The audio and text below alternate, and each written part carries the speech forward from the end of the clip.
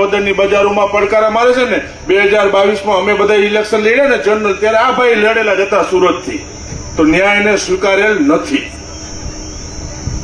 એને ઘર આંગણે નથી સ્વીકારેલો. જે વ્યક્તિને એના આંગણે સ્વીકાર્યો ન હોય, 2022માં ખરાબ રીતે લોકોએ એને હરાવેલો છે, એ અહીંયા વિસાવદરની બજારમાં તમારી સામે આવ્યો છે. જોવાનું મતદાર હોય છે.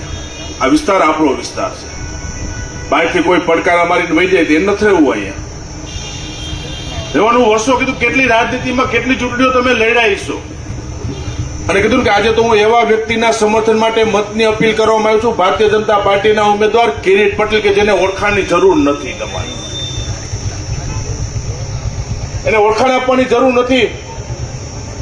રાજેશભાઈ વાત કરી એમ કે 10 વર્ષ જિલ્લા ભાજપના પ્રમુખ તરીકે સંગઠનને મજબૂત બનાવવાનું કામ કિરીટ પટેલના નેતૃત્વ અંદર જુનાગઢ જિલ્લાની અંદર થયું છે.